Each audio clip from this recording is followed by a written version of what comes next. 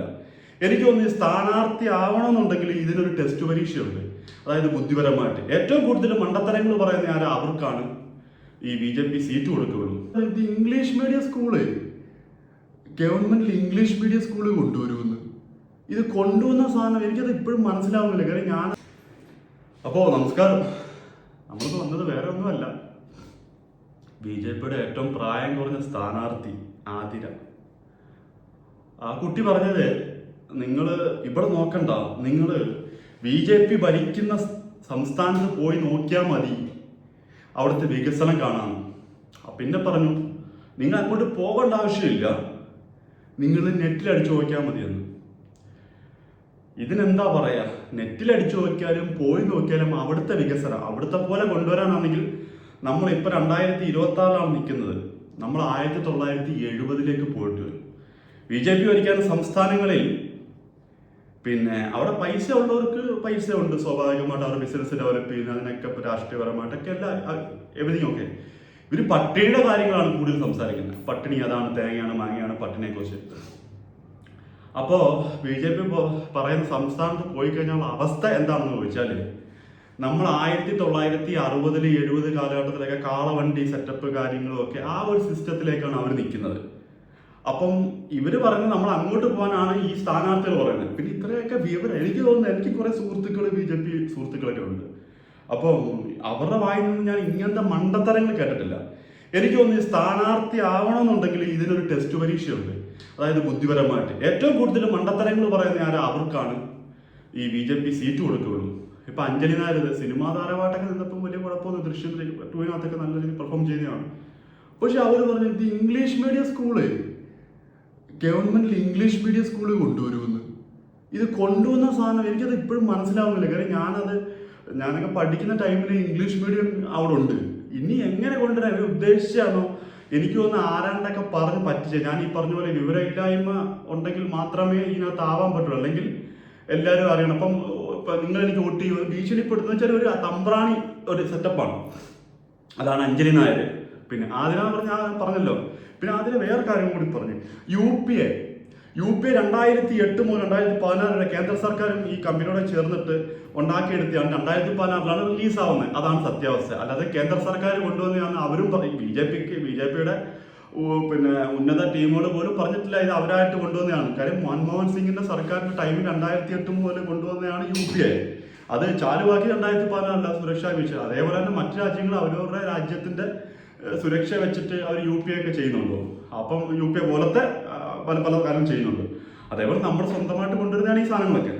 ഇതിന് എന്തൊക്കെയാ പറയുന്ന ഒരു പിടുത്തമില്ല. നിങ്ങൾ നോക്കുക, അതായത് ഈ അറിവുകൾ എന്ന് പറഞ്ഞാൽ എനിക്കൊന്ന് റീൽസിനകത്ത് ഇവരുടെ ശാഖയിൽ പഠിപ്പിക്കുന്ന കാര്യങ്ങൾ മാത്രം കേട്ടിട്ട് അത് മാത്രം വെച്ച് പിന്നെ മറ്റുള്ള ജനങ്ങളിലേക്ക് പറയാനാണെന്നുണ്ടെങ്കിൽ അതൊരിക്കലും നമ്മളിപ്പോൾ ശാഖ കാര്യങ്ങളൊന്നും കേൾക്കുന്നില്ല. നമ്മൾ നോർമലായിട്ടുള്ള ഗൂഗിളിനകത്തായാലും മറ്ററിവുകൾ നേരിട്ട് കണ്ടതായാലും അറിവുള്ളവർ പറയുന്ന അറിവുകളാണ് നമ്മൾ നോക്കുന്നത്.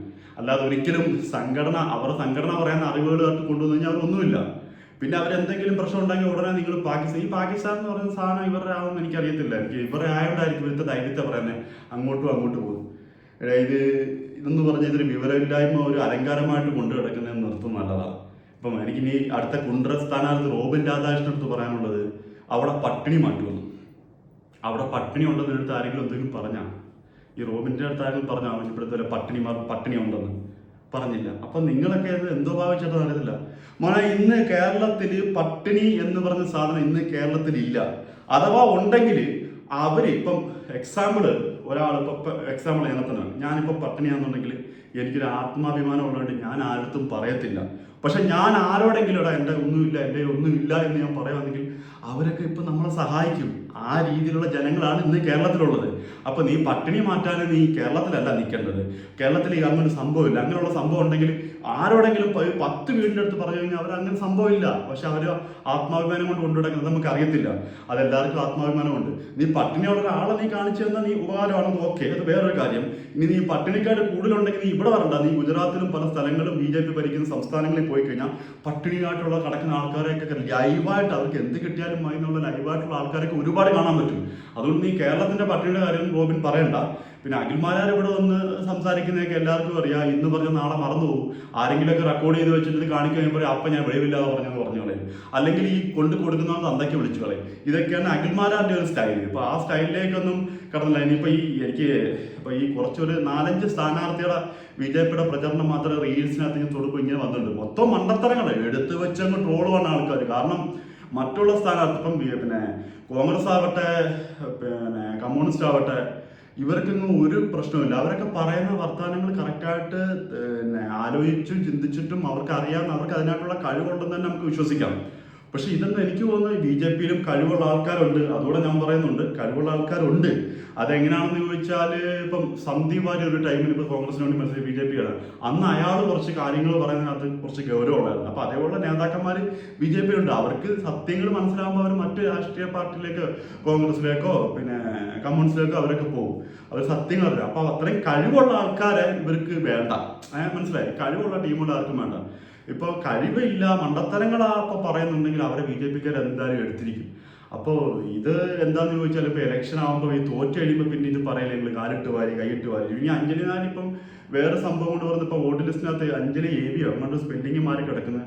ഇനിയിപ്പോൾ എന്തായാലും തോക്കുമെന്നറിയാം. അപ്പോൾ ഇവർക്കൊരു റീസൺ കിട്ടി, എൻ്റെ ആ പേര് അതുകൊണ്ടാണ് ഞാൻ തോറ്റെന്നൊക്കെ പറഞ്ഞോളേ. എന്തായാലും തോക്കും. കാര്യം മണ്ടത്തരങ്ങൾ എന്ന് പറഞ്ഞത് ഒരു പണ്ടുള്ള കാലങ്ങളിലൊക്കെ ഈ മണ്ടത്തരമൊക്കെ വന്ന് സെർച്ച് ചെയ്യാനോ അല്ല അറിയാനോ കാര്യങ്ങളൊന്നും ഇല്ലായിരുന്നു. ഇപ്പൊ എല്ലാവരുടെ വിരൽത്തുമ്പിൽ യൂട്യൂബ്, സോഷ്യൽ മീഡിയ എന്ന് പറഞ്ഞ സംഭവമുണ്ട്, എല്ലാവർക്കും ഉണ്ട്. അപ്പോൾ ഒരു കാര്യത്തിനെ കുറിച്ച് ഇങ്ങനെ പറയുമ്പോൾ എന്തെങ്കിലുമൊക്കെ ഒരു അറിവ് എവിടെന്നെങ്കിലുമൊക്കെ സംഘടിപ്പിച്ചിട്ട് ആൾക്കാരടുത്ത് പറയുമ്പോൾ എന്തെങ്കിലും ഞാൻ ഇന്ന കാര്യമാണ് ആൾക്കാരടുത്ത് പറയാൻ പോകുന്നത്, അതിനകത്ത് എന്തെങ്കിലും വാസ്തവം ഉണ്ടോ എന്നെങ്കിലും ചെറുതായിട്ടൊന്ന് അന്വേഷിച്ചതിന് ശേഷം പറയുന്നത് ബെറ്റർ ആയിരിക്കും. അതെ ഇപ്പൊ എനിക്ക് തൽക്കാലം പറയാനുള്ളൂ. ഇനിയിപ്പോൾ വരുന്ന കാര്യങ്ങളിലൊക്കെ ഇങ്ങോട്ട് വരുന്നുണ്ട്. അപ്പോൾ കാണാം.